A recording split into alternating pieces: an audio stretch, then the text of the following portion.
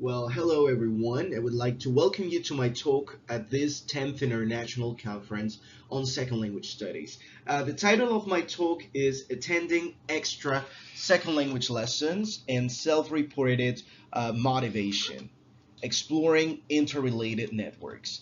Well, um, let's continue. Now, this is me, and this is a little bit of information about myself. I'm a tenured associate professor at Atlantico Medio University. I'm also the head of the master's degree in teaching Spanish as a foreign language. I have worked at several universities, and I currently carry out research on second language learning and second language teaching.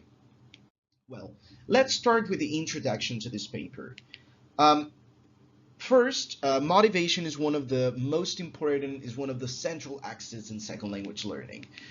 Motivation is crucial because it contributes to shaping second language learner behaviors, engagement, and achievement. Now, equally important, motivation is not a newcomer to the second language research sphere. There has been an evolution of research regarding motivation throughout the years, right? So, first, there was a shift from traditional social psychological views to understanding motivation because motivation is not a single variable, a static one, it's a dynamic and more importantly here, context dependent system. Motivation depends on context. Research also evolved towards placing more emphasis on learners, self-concepts, and visions of becoming competent second language speakers. So motivation was not just a matter of concentrating all the attention on how to improve the second language, but more importantly, how second language speakers saw themselves. This led to the creation, to the theorizing of the second language motivational self-system and it provided several. It was introduced by Dernier. It focused on how an idealized future self-image contributed to motivating learners. The second language motivational self-system gained substantial empirical support across diverse educational settings. So it gained substantial empirical support little by little because it was being tested empirically. Now, equally relevant here is the emerging research trends, which were also part of the second language motivational self-system. First of all, we're going to mention the exploration of resilience, which is also part or it's a factor that mediates motivation. Social positioning, which is also saw as a factor, as a variable that affects motivation, and informal learning opportunities, right? Which may impact motivation. So all of this was also explored, but there is a notable gap in studies on the effects of supplemental language lessons, that is, extra second language lessons.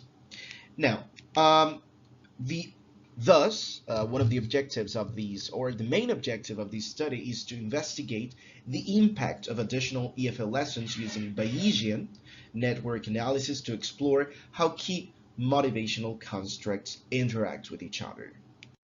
Now, let's first start by taking a look at the second language motivational self-system. Here, we also have to emphasize again on the importance of motivation in second language learning. We said that it was a crucial factor, but we have to kind of mention that it's also a critical factor in second language acquisition, mainly for adults. Motivation in second language learning has also been identified as integrative and instrumental, depending on what we're interested in order to learn the language. The historical perspectives of motivation have been varied. There was an initial focus on social psychological aspects, right? On the social part of motivation, but also its psychological view, because both of them are connected. And there was equally a shift to cognitive theories, right, in classroom settings. This is also a very important thing here because motivation was not a psychological construct anymore, because it started to be it started to be researched upon in classroom settings and how it was considered in the second language learning process. Now, what are different components of the second language motivational self system? We got the ideal second language self, which is your future self-image as a proficient second language user. So that means that if you have a lower level, how you see yourself in the future. Ought to second language self, which attributes needed to meet external expectations. That is, okay, so if I really want to be the ideal second language learner or the ideal second language speaker, this is what I gotta do. And second language learning experience, which is kind of the environment's influence on these immediate learning, right? Okay, now, apart from this, we have more information here.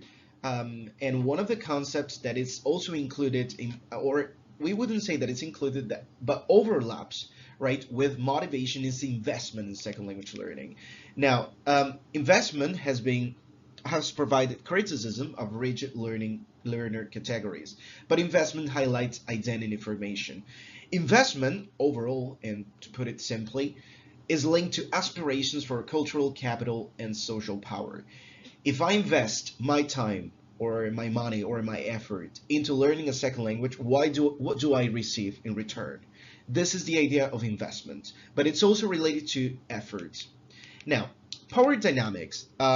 Investment is also related to how much influence gatekeepers have and linguistic norms. Gatekeepers could be the second language native speakers. So how do they consider whether you are making progress or not? And the importance of qualitative methods for deeper insights. And resilience, because resilience is also related to investment. If you invest a lot of effort into learning a second language, this is also related to your resilience, how resilient you are, even if you're a little bit frustrated. So we say that resilience and persistence both have a positive impact on motivation and second language proficiency. And those instructional settings in which resilience occurs through supportive environments, this also takes on a positive dimension, we would say. Now, we turn our attention to one of the most important axes of this paper, the role of additional second language lessons. Now, when second language learners receive additional second language lessons, there is a strategic alignment with learners' motivation, but this is critical because sometimes they take these additional second language lessons not because they want to, but because they're kind of forced to. Now, the importance of these additional second language lessons are also related to, for example, in-class engagement and motivational strategies. These in-class engagement is also related to this resilience and motivated behavior. So persistence and resilience are seen as fundamental factors in not only additional second language lessons, but also in motivation behavior.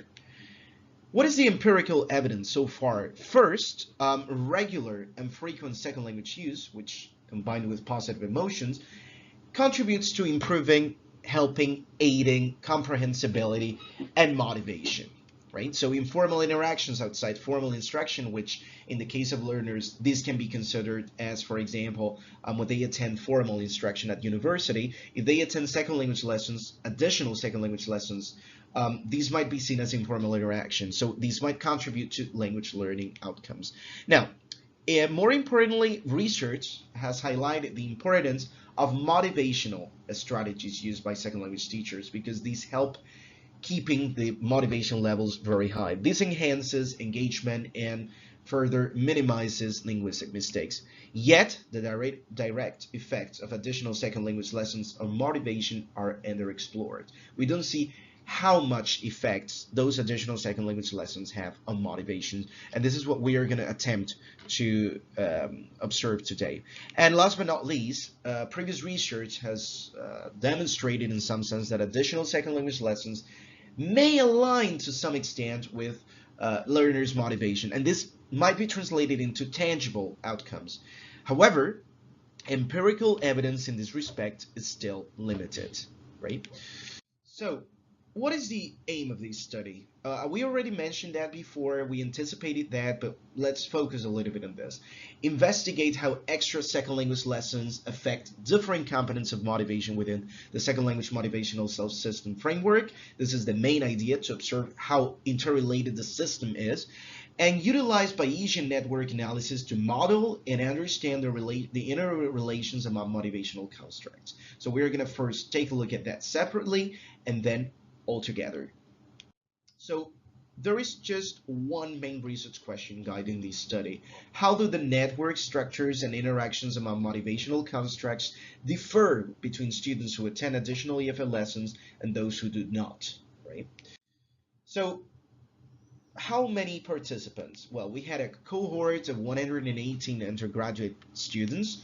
They belong to a degree in early childhood education and a degree in primary education.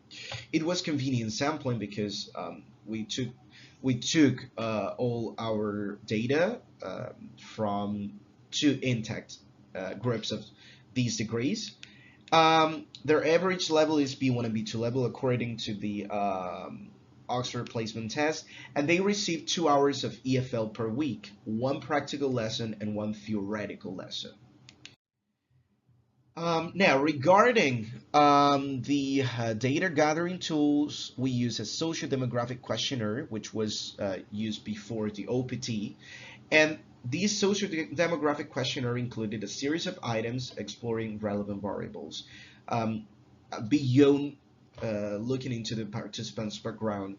For example, what is your interest in learning a second language? How many years have you been studying English? So we decided to take this one, right, as the most important question because it asked whether students attended or not EFL lessons, right? And the question on the interest in second language learning. Now, regarding the data gathering tools, apart from the socio-demographic questionnaire and the OPT, which gave us very clear and tangible proof of the student second language proficiency level, we made use of the questionnaire, motivation questionnaire, which was based on previous studies, such as the ones mentioned here. We divided the questionnaire into 3 different dimensions: ideal second language self, to second language self, and second language learning experience. All of these dimensions are the ones mentioned in the second language motivational subsystem. Now, in order to verify that the internal validity of the questionnaire was enough, because of even if it had been used before in previous research, we needed to take that into account. We used Bayesian Goodman's lambda, which yielded a result of 94, which is excellent reliability. So that means that the questionnaire we use is valid internally, and its statistical procedures have informed us about these validity. Okay, regarding the statistical analysis, as we mentioned before, we were going to make use of a novel statistical procedure different from the ones that are generally used in second language acquisition research or second language research. We opted for using a Bayesian network analysis to explore relationships, right, among motivational constructs within the second language motivational subsystem framework. This allowed us to observe the differences between the students attending additional EFL lessons than those who do not, because the Bayesian network analysis subdivided into 2 different conditions. These methods models complex interactions between multiple variables, which is obviously, in the case or in the framework of this study, essential for understanding the impact of motivational components on language learning behaviors and outcomes. Now, the model using data from we used the data from a detailed motivational questionnaire and social demographic questions from the OPT. The model provided insights into probabilistic, not frequentist, relationship and causal connections between variables, and the network structure offered a visual representations, right, which is what we are going to be looking into later. Okay, so let us now move on to the results section. As we mentioned before, there is only one research question. Now, in order to give more validity to our study, we decided to carry out a Bayesian network analysis first between the dimensions. As we can observe, the group not attending additional second language lessons apparently offers a fully connected network. And attending additional second language lessons, there is slightly reduced connectivity. But it's interesting to observe that those not attending additional lessons, there is a very marked negative correlation between the second language learning experience and also second language self if we compare it to the attending additional second language lessons. However, as you can observe, if we take a look at the whole dimensions, is not enough. We have to look for the others. So this is provided here in these key findings. As we can observe, there were 31 nodes, and there is a sparse connections with only 18% of these connections used. So 84 or 85 known zero edges out of 465, which means that even if the questionnaire is valid, there are some connections which are stronger than others, which might be the case because of these additional lessons, because of the grouping variable. So there are key findings. So for example, aspirations like traveling abroad, in the case of those without additional lessons, aspirations like traveling abroad show strong links to learning English effectively, which is number 2 as well. Once again, right, connections are also strong between enhancing job prospects, that's number 3, and the role, right, of English in promotions, right, as we can observe. Also, there is a significant relationship between avoiding poor academic performance, which is the one that is signaled with the arrow, and avoiding failure in coursework, right, which is number 22. This is for the not attending additional lessons. Now, in the case of attending additional lessons, we also have number 1, which is personal aspirations like traveling. There is a stronger link between these variable and the desire to reside and speak fluently, which is number 5. This weight is also considerable. The strongest connection, once again, is between enhancing job prospects, right? Number 3, as in the previous case, but this time its link is stronger with the necessity for future academic endeavors. Now, regarding family endorsement, it closely aligns with respected perspective, which is number 10, informal learning settings, which gives us an idea of these enhanced integration of socially driven motivations. Now, to sum it all up, right, additional lessons also indicates that there is a more intricate and stronger motivational connections. 2 distinct network patterns emerge based on whether students attend extra English lessons or rely solely on formal classes. So additional lessons result in more intricate and stronger motivational connections, even if in the case of the macro connections regarding the dimensions, this was not the case for attending additional second language lessons. So that's why it's always good and it's always adequate to look into these connections in a more on a micro level, we would say. Okay, let's move on to the discussion. Now, students attending extra EFL lessons showed that they were motivated with robust connections, such as the ones mentioned here. There is a strong link between traveling abroad, for example, and living or speaking fluently abroad. This is related to the enhanced second language self. Equally important, those attending extra EFL lessons are more motivated by a well-defined vision of using language in meaningful contexts, leading to deeper engagement and proficiency. So this also helps how well they or how much they want to improve in the future.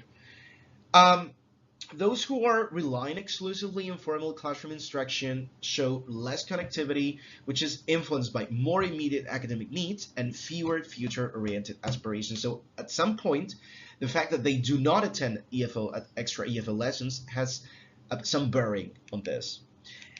So motivation is characterized by weaker weights and probabilities connecting aspirations to practical outcomes. This is in the case of those, the group not attending EFL lesson, and is also related to the extrinsic motivation, which is less effective for long-term engagement. So even if they attend formal lessons and they might be highly motivated, it might be the case that they do not, right, that they do not feel that motivation levels high. So findings corroborate the context sensitivity of motivation in second language learning. Those attending extra EFL lessons are, facilitative of more complex and interconnected motivational networks, and formal educational settings need approaches that integrate more personalized and, more importantly, because as we have seen, this is a very important variable, aspiration-aligned learning opportunities. Now, what are the implications for teaching? First, we need to understand the motivational dynamics and more specifically those variables at play within different learning environments. Also, equally important, we have to recognize motivational differences, which may help teachers better personalize their instructional strategies. And fostering intrinsic and future-oriented motivation is crucial, right, for sustained language acquisition. So this all gives us these kind of conclusion that strategies that are used in the EFL lesson, even if it's in a formal instruction setting, should aim to address immediate learning needs and cultivate a more intrinsic and future-oriented motivational profile. So what are the conclusions to which we arrive here? First, the aim of this study was to investigate how the motivational construct were interacting with each other, depending on whether the students attended extra EFL lessons or not. And the main findings are that the ones we mentioned. For students attending extra EFL lessons, the more important one, highly integrated future-oriented motivational network. This is probably the most important and interesting finding. Personal aspirations robustly linked to pragmatic outcomes, and central variables, English proficiency integral to future profession, and willingness to continue learning English. And the other findings which are related to those not attending extra EFL lessons, a sparser motivational network which is dominated by extrinsic influences. Weaker connections between personal aspirations of those who do not attend extra EFL lessons may show that their motivations levels are not fostered by these personal aspirations and probably by others such as external pressures like expectations from surroundings, which is a very interesting outcome here. Now, our study is not without its limitations. First, is a potentially insufficient sample size. Maybe we should aim to enlarge the sample size. There is contextual bias because it's limited to a specific educational setting and cultural background, Spanish university. There is a reliance on self-report questionnaires, so this provokes potential response biases, so maybe we should endeavor to use other measurements that are not relying on self-reported questionnaire. It is a cross-sectional design, and in that case, causal inferences and tracking causal inferences are not that strong, so maybe tracking motivational changes could be a solution for the future. So future research should endeavor to use large samples for generalizability, diverse contexts, geographical and educational, dynamic measures, qualitative methods, observational data, so that we can match the self-reported questionnaires responses with what we observe in the classroom, and longitudinal designs in order to observe whether this motivation is steady, is maintained over time. Well, this is what we mentioned before. Apparently it was repeated. So once again, thank you very much for attending my talk. Thank you very much for listening. And remember, if you want to contact me, this is my Twitter or my X here, and you can contact me. So thank you very much again, and I hope that you liked my talk. So thank you very much.